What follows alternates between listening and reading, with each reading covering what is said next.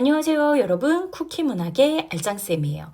지난 시간에는 규원가의 본문을 살펴봤는데요. 오늘은 본문을 조금 더 살펴보도록 할게요. 그럼 시작해 볼까요?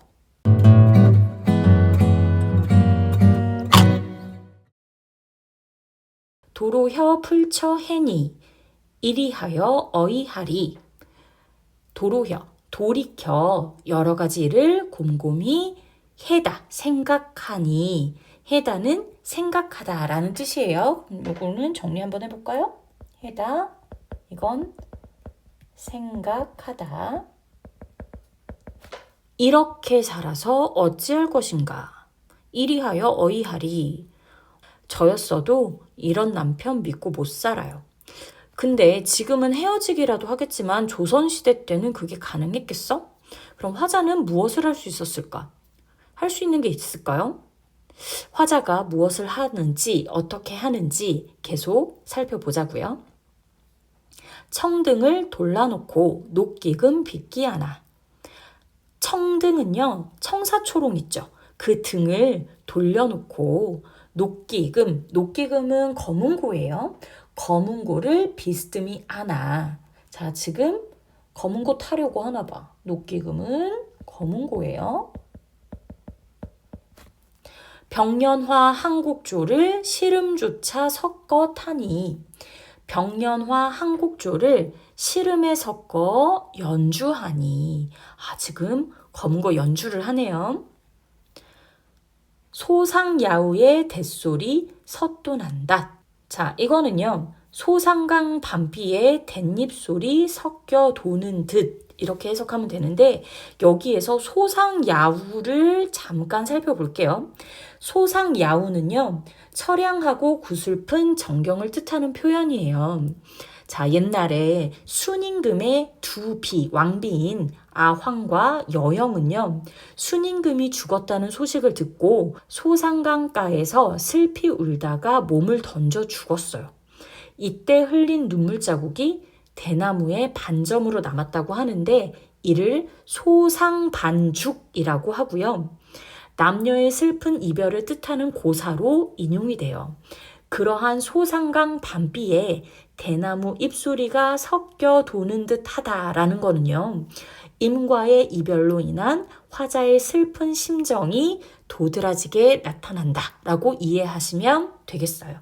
그러면 자, 이 부분은 이별의 슬픈 감정, 이별의 슬픔이 나타난다라고 정리를 하면 되겠네. 자, 그러면요. 녹기금 연주를 통해서 화자의 외롭고 쓸쓸한 감정이 부각되고 있는 거죠. 아주 잘 나타내고 있어. 그러면 녹기금 역시 지난 시간에 배운 뭐라고 할 수 있을까? 그렇지. 객관적 상관물이라고 할 수 있습니다. 자, 그러면 이건 객관적 상관물 이렇게 정리를 할게요. 자, 계속 볼까? 화표 천년에 별하기 운이는 듯. 병년화 한국조가 망주석에 1000년 만에 찾아온 이별한 학이 울고 있는 듯 하대요. 그만큼 병년화 연주 소리가 애절하다라고 하는 거겠지. 옥수에 타는 수단 넷솔에 있다만한. 자, 옥수는요. 고운 손이잖아요. 옥수. 우리가 섬섬 옥수 이런 말 쓰지 고운 손이에요. 그래서 고운 손으로 타는 솜씨에는 옛 가락이 아직 남아있건만은 그랬어.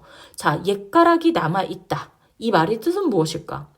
예전에도 검은고를 탔겠잖아요. 그러한 검은고 타는 솜씨가 여전하다라는 의미가 있는데 그럼 화자는요. 언제 누구를 위해서 검은고로 연주를 한 걸까? 맞아요. 이건 남편에게 화자가 검은고 연주를 해주었던 그때의 솜씨가 남아있다라는 뜻이에요. 그럼 계속 볼게. 부용장 정막하니 뉘 귀에 들리소니. 부용은 연꽃 무늬잖아요. 그래서 연꽃 무늬가 있는 휘장을 친 방 안이 텅 비어 있으니 누구의 귀에 들릴 것인가? 그럼 지금 방 안에 이미 있다는 소리야, 없다는 소리야? 없다는 소리죠. 아무도 없다라는 거지.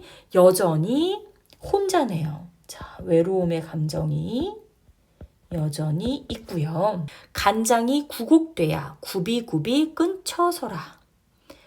간장, 우리가 마음속, 애간장 이런 말 쓰죠? 그래서 마음속이 뒤틀려 굽이굽이 끊어졌도다. 화자는요, 애간장이 다 끊어질 만큼 지금 한이 된 것 같아요. 그래서 한의 감정도 있습니다.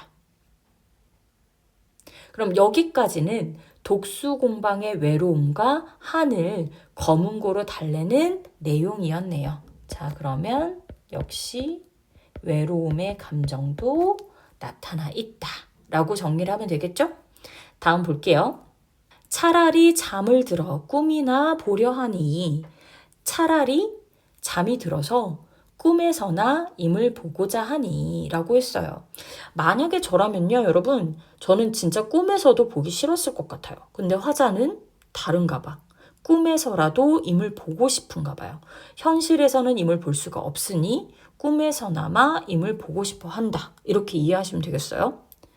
바람에 디난 잎과 풀 속에 우는 짐승, 바람에 지는 잎과 풀 속에서 우는 벌레는 무스일 원수로서 잠조차 깨어난다 그랬어. 자, 무슨 일로 나의 원수가 되어서 잠마저 깨우는가. 자, 이 부분 다시 정리해볼까? 화자는요, 잠을 자려고 해요. 근데 그 잠을 깨우는 존재가 지금 뭐야? 떨어지는 잎, 지는 잎이죠. 지는 잎. 그리고 풀 속에서 우는 벌레, 풀 속에서 우는 벌레, 짐승이죠.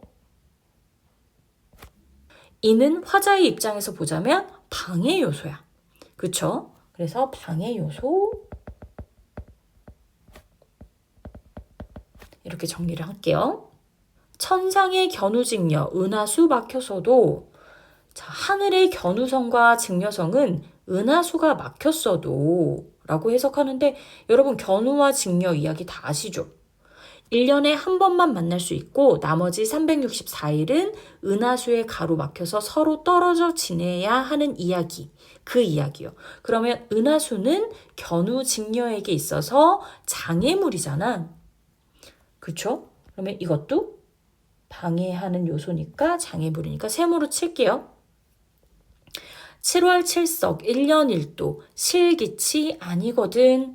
자, 7월 7석 1년에 한 번씩 때를 어기지 않고 만나는데, 우리님 가신 후는 무슨 약수 가렵관디.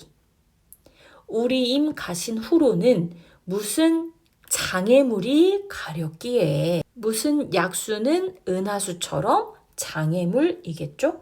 그래서 이렇게 세모 쳐볼게요. 오거나 가거나 소식조차 끝쳤는고, 오든지 가든지 소식마저 끊겼는고. 자, 이 부분을 보니까 지금 남편이 어디에서 무엇을 하고 있는지 전혀 알지 못하는 화자의 모습을 볼 수가 있어요. 견우직녀도 1년에 한 번은 꼭 만나는데 왜 임은 어떤 장애물이 가리고 있길래 어디서 무엇을 하는지 소식조차 모를 수가 있냐며 오래도록 돌아오지 않은 남편에 대한 원망과 슬픔이 나타나고 있다. 이 부분을 통해서 우리는 남편에 대한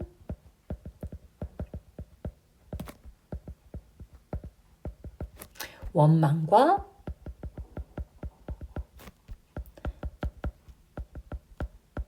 슬픔을 알 수가 있다라고 정리를 하면 될 것 같습니다. 자, 오늘은요, 규원가 본문을 조금 더 살펴봤어요. 다음 시간에는 규원가 마지막 부분을 정리하고 규원가에 나타난 화자의 태도와 핵심을 정리해 볼게요. 오늘도 공부하느라 고생 많았고요. 우리는 다음 시간에 다시 만나요. 안녕.